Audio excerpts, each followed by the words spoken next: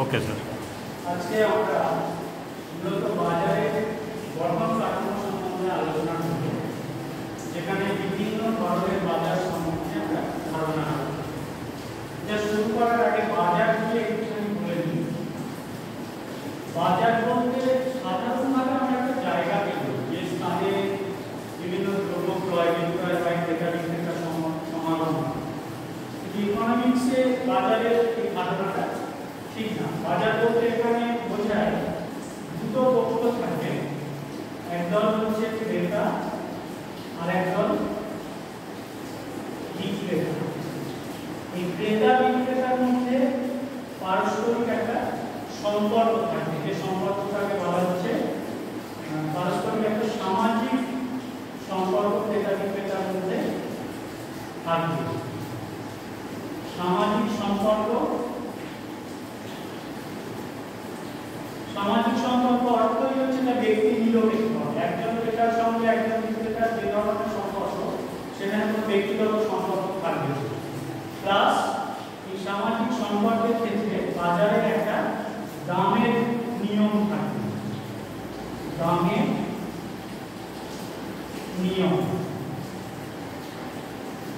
যে পণ্যটা ক্রয় বিক্রয় হবে, নির্দিষ্ট পণ্য ক্রয় বিক্রয়কে কেন্দ্র করে বাজার সম্পর্ক গড়ে ওঠে। সেই পণ্য ক্রয় বিক্রয়ের ক্ষেত্রে একটা নির্দিষ্ট দাম বা মূল্য থাকে, দামটাই আমরা এখানে ব্যবহার করবো। যে দামে পণ্যটা ক্রেতারা কিনবে, বিক্রেতারা বিক্রি করবে। তাহলে এখানে আমরা বাজার সম্বন্ধে বলতে পারি যে বাজার হলো একটা সামাজিক সম্পর্ক, যে সম্পর্কটা গড়ে ওঠে নির্দিষ্ট দ্রব্য ক্রয় বিক্রয়ের মাধ্যমে। সেই সম্পর্ক পালনের ক্ষেত্রে একটা নির্দিষ্ট দামের নিয়ম থাকবে। নির্দিষ্ট দামে ক্রেতা এবং বিক্রেতাদের মধ্যে ওই নির্দিষ্ট পণ্য ক্রয় বিক্রয় হবে। এখন আমরা বিভিন্ন ধরনের যে বাজারটা সেখানে দেখবো, সেটা মূলত ক্রেতা এবং বিক্রেতার সংখ্যার ভিত্তিতে যে ক্লাসিফিকেশন করা হয় মার্কেটে, সেইগুলো আলোচনা করতে এবং প্রত্যেকটা মার্কেটের বিভিন্ন যে ক্যারেক্টারিস্টিক্স বা বৈশিষ্ট্যগুলো সংক্ষেপে আলোচনা করব। প্রথমেই আমরা যে বাজারটাকে কনসিডারেশনে আনতে পারি, যে বাজারটার কথা বলতে পারি, সেটা হচ্ছে পূর্ণাঙ্গ প্রতিযোগিতামূলক বাজার, পারফেক্টলি কম্পিটিটিভ মার্কেট। প্রথমে আসছে পূর্ণাঙ্গ প্রতিযোগিতামূলক বাজার। এইখানে বাজার যেহেতু আছে, একটা দ্রব্য ক্রয় বিক্রয় হবে, ক্রেতা বিক্রেতার সংখ্যার ভিত্তিতে আমি আগেই বললাম বাজারের গঠন সম্পর্কে জানবো। এর মূল বৈশিষ্ট্য হচ্ছে ক্রেতা এবং বিক্রেতা এই দুটোর সংখ্যাই হচ্ছে অসংখ্য। তার মানে এখানে অসংখ্য ক্রেতা প্লাস বিক্রেতা, অসংখ্য ক্রেতা বিক্রেতা থাকবে। এটা মূল বৈশিষ্ট্য। এছাড়াও অনেক বৈশিষ্ট্য আছে, সেগুলো আমরা সংক্ষেপে বলে দিচ্ছি, সবগুলো বলে দিলে আমাদের কাজ মিলে যাবে। ক্রেতা এবং বিক্রেতারা যে পণ্য ক্রয় বিক্রয় করে, সেই পণ্যটা এখানে হবে হোমোজিনিয়াস, সমজাত। একজন বিক্রেতা বিক্রিত দ্রব্যের সঙ্গে অন্য বিক্রেতা বিক্রিত দ্রব্যের ডিফারেন্সিয়েশন সম্ভব নয়। আরেকটি ইম্পর্টেন্ট পয়েন্ট এখানে হচ্ছে বোথ ক্রেতা এবং বিক্রেতা, বায়ার এবং সেলার, এরা দুজনেই প্রাইস মেকার হিসাবে এখানে বিহেভ করে, অর্থাৎ দাম গ্রহীতা। বিক্রেতারা বাজার নির্ধারিত দামে যত ইচ্ছা পণ্য বিক্রি করতে পারে, ক্রেতারা বাজার নির্ধারিত দামে যত ইচ্ছা পণ্য কিনতে পারে। তবে যত ইচ্ছা তো যে কেউ কিনবে না, সেখানে ক্রেতারা দেখবে যে পরিমাণ কিনলে তার উপযোগিতা ম্যাক্সিমাম হয় সেই পর্যন্ত কিনবে, বিক্রেতারা যে পর্যন্ত বিক্রি করলে মুনাফা সর্বোচ্চ হয়, লোকসান সর্বনিম্ন হয়, সেই পর্যন্ত বিক্রি করবে। তাহলে এখানে ক্রেতা বিক্রেতা তারা হচ্ছে প্রাইস টেকার, দামটা নির্ধারিত হয় বাজারের চাহিদা যোগানের ঘাটতিতে, সমতার ভিত্তিতে। প্রত্যেক ক্রেতা বিক্রেতা, এখানে আরেকটা বৈশিষ্ট্য হচ্ছে প্রত্যেক ক্রেতা এবং বিক্রেতা হচ্ছে রেশনাল, বিচার বুদ্ধি সম্পন্ন, বাজারের অবস্থা জাজ করে তবে ক্রয় বিক্রয়ের কাজটা চালায়। অন্ধভাবে বা বিচারহীনভাবে তারা দাম যাচাই না করে কোনো ক্রয় বা বিক্রয় করে না, দাম বা অন্যান্য বিষয়গুলো যাচাই না করে।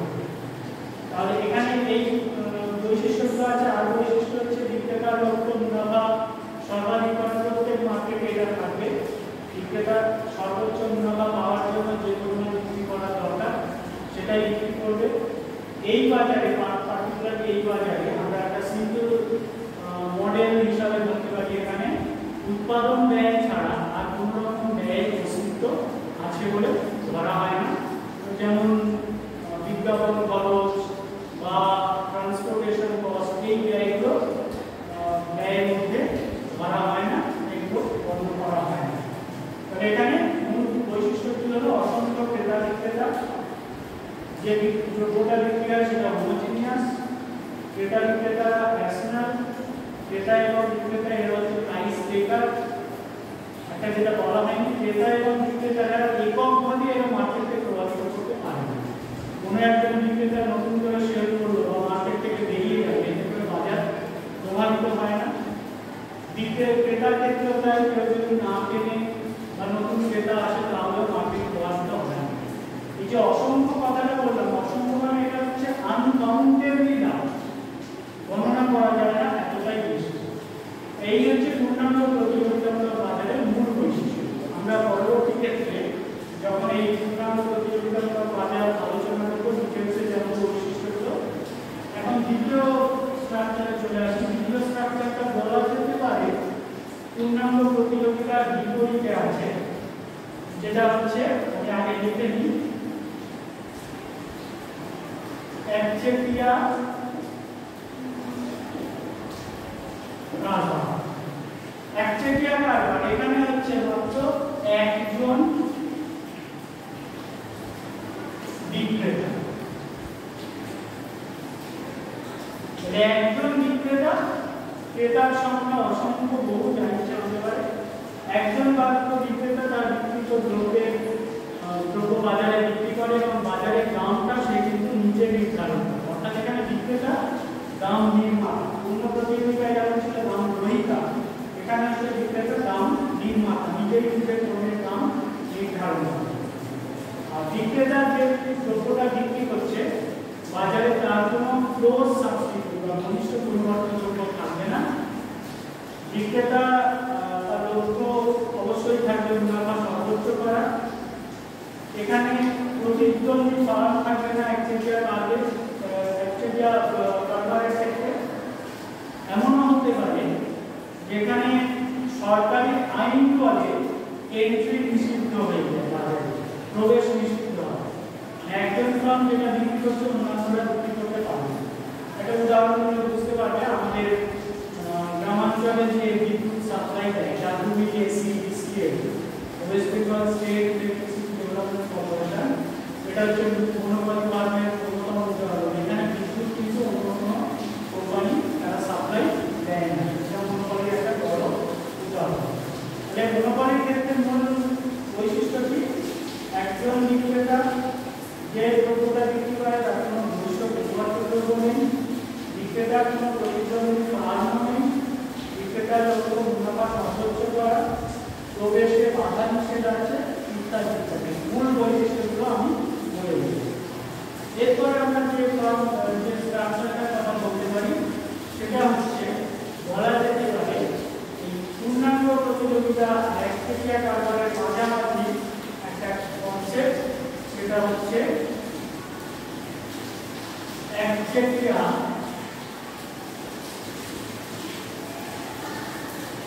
প্রতিযোগিতামূলক বাজার।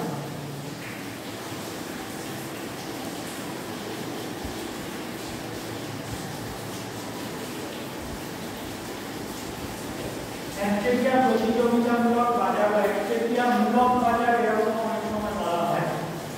তফাৎটা কি? এখানে বিক্রেতার সংখ্যা একচেটিয়ার তুলনায় অনেক বেশি, তবে পূর্ণ প্রতিযোগিতার কিন্তু অসংখ্য না। তাহলে এখানে অনেক বিক্রেতা,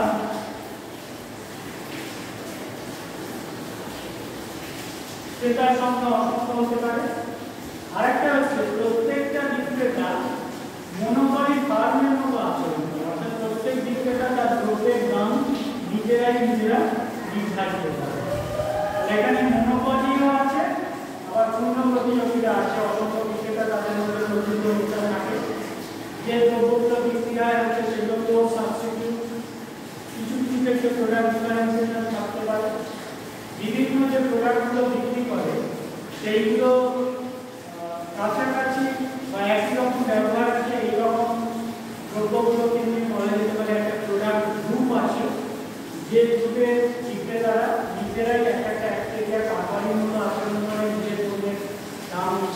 সাথে করে।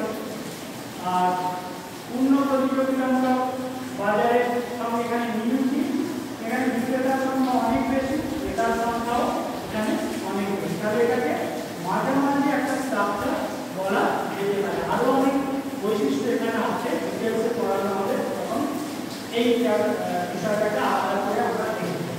অন্য বাজারের অন্য কারণগুলো আমরা আরেকটু জেনে নিই। এখানে অন্য বাজার যেমন অলিগোপলি,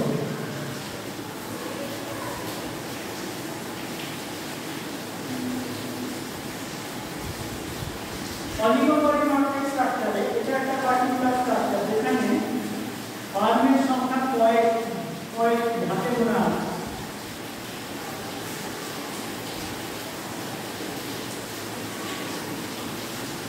ক্রেতার সংখ্যা অনেক, বিক্রেতার সংখ্যা কয়েকটা। প্রত্যেকটা ফার্ম যে দ্রব্যগুলো বিক্রি করে সেগুলো হোমোজিনিয়াস হতে পারে, ডিফারেন্সিয়েটেড হতে পারে, ডিফারেন্সিয়েটেড মোবাইল বেশি করে সম্ভব। প্রোডাক্ট ডিফারেন্সিয়েশনটা হয় এখানে বিজ্ঞাপনের মাধ্যমে, বিভিন্ন সোশ্যাল মিডিয়ায় বলে বিজ্ঞাপন দেয়, মোড়কের পার্থক্য করে দেয়, প্রোডাক্টের মধ্যে কিছু গুণাবলী সন্নিবিষ্ট করে এটা ডিফারেন্সিয়েশনটা হয়। খুব ভালো উদাহরণ এখানে হতে পারে কোল্ড ড্রিঙ্কসের বাজার, 5-7টা কোম্পানি কোল্ড ড্রিঙ্কস পাওয়া যায় বলে জানো। গাড়ির বাজার হতে পারে এই ধরনের অলিগোপলি মার্কেটের উদাহরণ। অলিগোপলি মার্কেটের হাতে গোনা কয়েকটা বিক্রেতা, প্রত্যেক বিক্রেতা তাদের প্রতিদ্বন্দ্বী বিক্রেতা থেকে দোকানগুলোকে একটু আলাদা করার চেষ্টা করে। বিজ্ঞাপন ব্যয়ের সাহায্য নেয়, এখানে একটা বড় ব্যাপার। বিক্রেতারা তাদের বিজ্ঞাপনকে ক্রেতাদের কাছে পরিচিত করার জন্য বিজ্ঞাপন ব্যয়ের সাহায্য নেয়। আর এর একটা পার্টিকুলার স্ট্রাকচার আছে যেটাকে আমরা আলাদা করে লিখতে পারি, সেটা হচ্ছে ডুওপলি।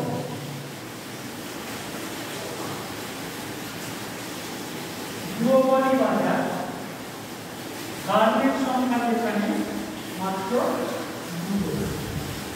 অনেক হাতে গোনা কয়েকটা ফার্ম ছিল, তার থেকে ফার্মের সংখ্যা কমে যদি দুটো হয়ে যায় সেটাকে আমি ডুওপলি মার্কেট বলতে পারি আমরা। এখানেও প্রোডাক্ট ডিফারেন্সিয়েশন থাকবে, বিজ্ঞাপনের মাধ্যমে প্রোডাক্ট ডিফারেন্সিয়েশন হতে পারে বা প্রোডাক্টের বড় কিছু গুণমানের তফাতের জন্য। ডুওপলি মার্কেট একটা হতে পারে লিডার, একটা ফলোয়ার হতে পারে। এই স্ট্রাকচারটা জেনে রাখা, ডুওপলি মার্কেট এখানে ফার্মের সংখ্যা মাত্র 2, কিন্তু ক্রেতার সংখ্যা অনেক।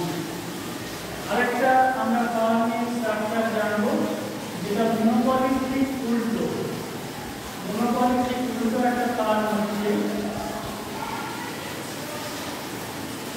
মনোপলি।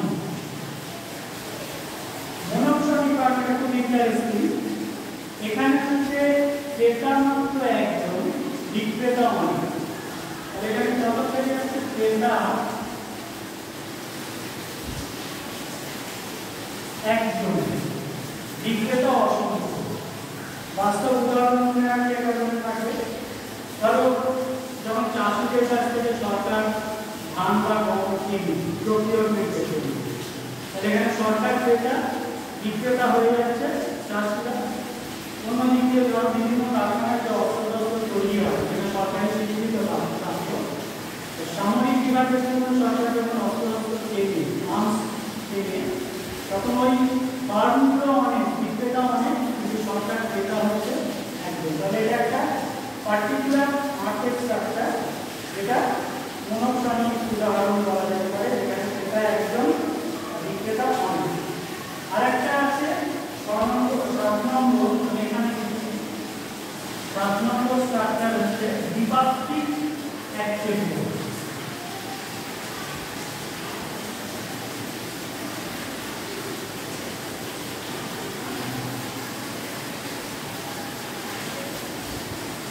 বাইলেটারাল মনোপলি, দ্বিপাক্ষিক এক্সচেঞ্জ বাজার, এটাও খুব রেয়ার কেস। দুজন মাত্র বাজারে ক্রেতা এবং একজন ক্রেতা একজন বিক্রেতা। একজন বিক্রেতা যা উৎপাদন করবে অন্যজন যে ক্রেতা সেই পরিমাণ পণ্য কিনে নেবে। তাহলে এখানে ক্রেতা একজন, বিক্রেতা একজন, বাজারে আর কোনো ক্রেতা বিক্রেতা বা প্রতিদ্বন্দ্বী ফার্ম নেই, প্রতিদ্বন্দ্বী বাজার। এখানে বলা যেতে পারে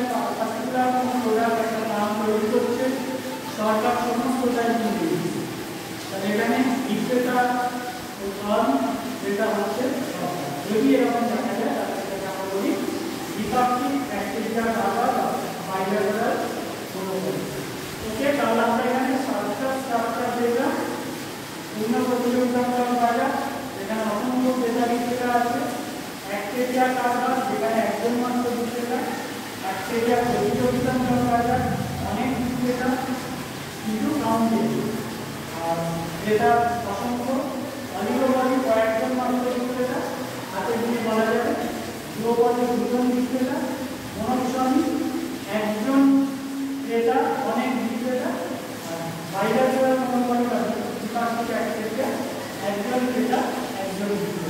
এই ধরনের মার্কেট স্ট্রাকচারগুলো আমরা পরবর্তী ক্লাসে ডিটেলসে করবো।